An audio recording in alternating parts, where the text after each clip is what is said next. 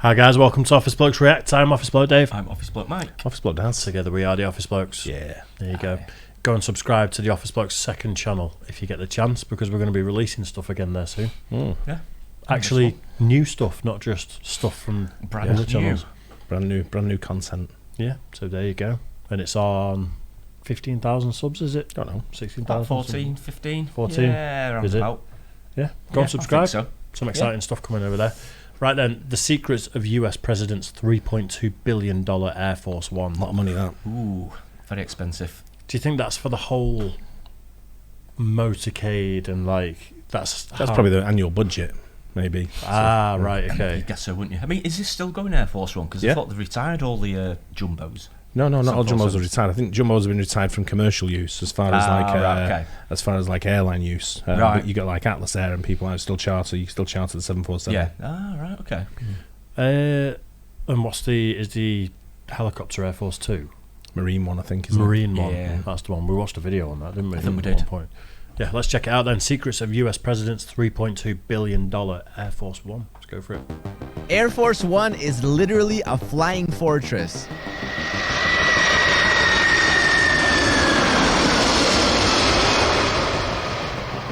It flies higher than any other aircraft, is as fast as an F-16 fighter jet, and acts as a bunker in case of a nuclear attack.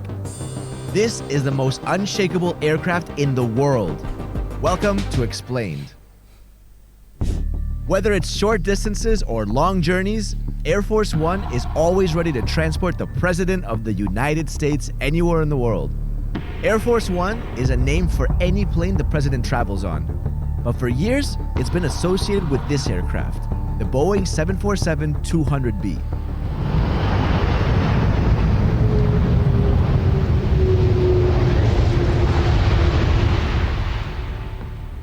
There's actually two of them, and these aren't standard commercial aircraft. They're custom made by Boeing and upgraded by the US military. The aircraft costs over $206,000 per hour to operate. It's 6 stories high, it's 76 meters in length, which is longer than any commercial jet, weighs 378,000 kilos each, and it can fly at a maximum altitude of 45,100 feet. Its Air Force designation is VC-25, and their tail numbers are 28000 and 29000. The floor plan. Inside the aircraft is 4,000 square feet of floor space spread across 3 decks. The upper deck is a telecommunications center with technology so advanced, it acts as a mobile command center. The lower deck acts as a cargo hold and has a self-contained baggage handling system. And the middle deck is where all the action happens. In the quiet forward area lies the presidential suite. This is where the presidential office is, along with a bedroom with a private shower.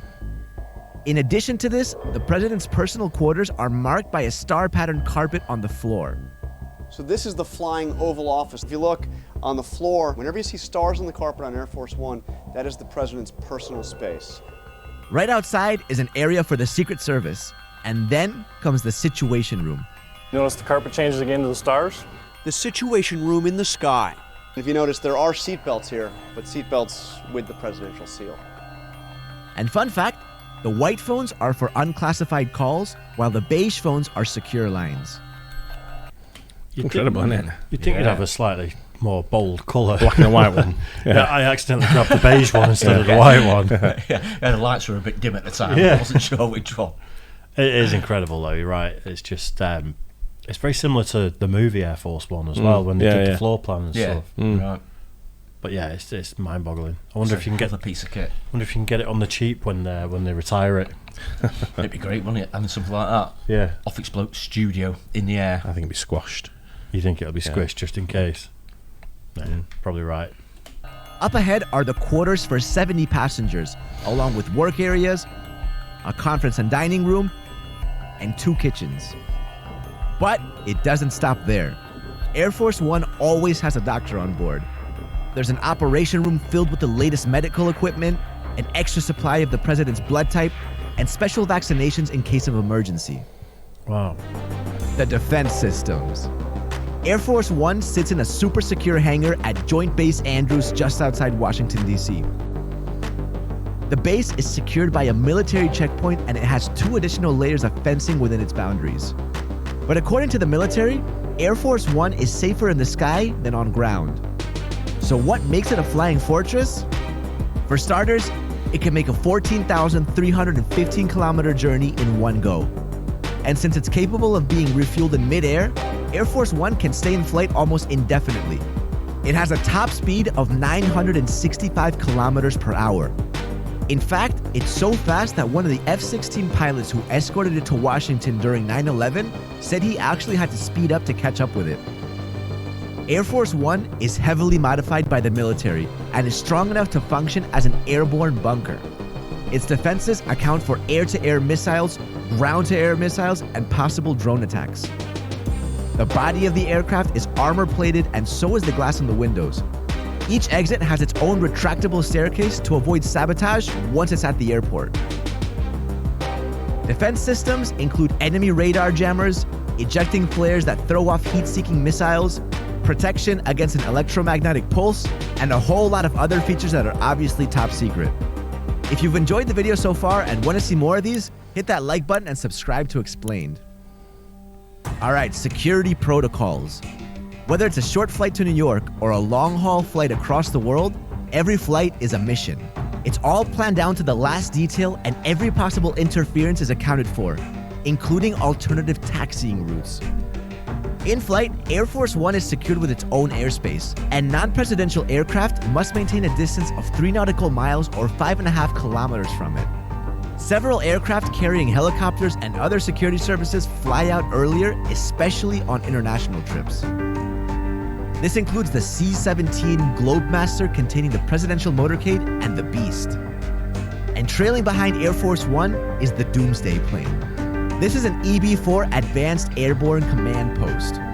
There are only 4 in existence, and it acts as an airborne nuclear bunker and war room for nuclear emergencies. Now this might surprise you.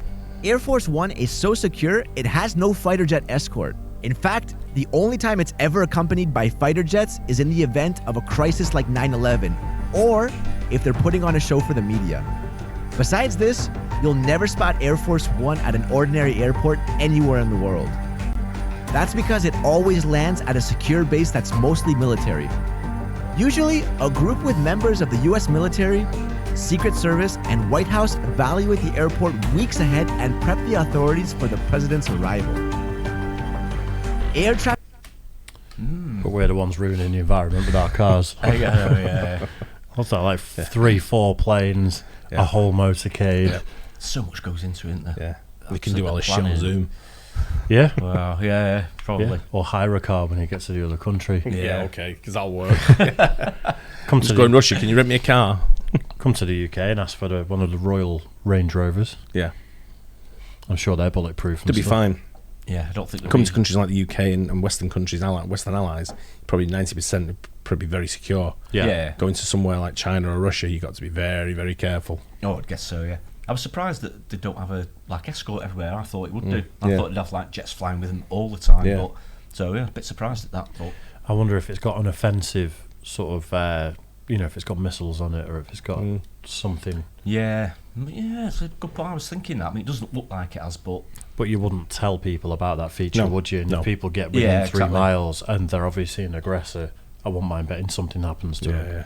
I'm guessing there's probably jets not far away at any time. I guess, even if there's aircraft carriers on the sea sort of in the vicinity, they'll probably be able to get some jets up there pretty sharpish. Yeah, I agree. Yeah. Traffic control is instructed to divert any flights that are scheduled to arrive around the same time. And in some cases, this affects flights at nearby airports too. The Secret Crew. Air Force One is maintained and operated by the Presidential Airlift Group. And this is where the presidential pilots and crew are trained as well. This includes 2 pilots, a navigator, and an engineer in the cockpit. Besides hospitality, the crew and pilots spend hours training for what-if scenarios with the Secret Service. They take their training very seriously.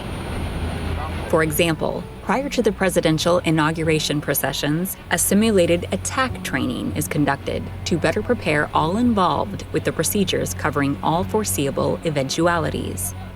Additionally, the presidential pilots, who are from the US Air Force, learn evasive maneuvers for the rare event of an attack. And fun fact, the only time they've used this is when President Nixon visited Syria in 1974.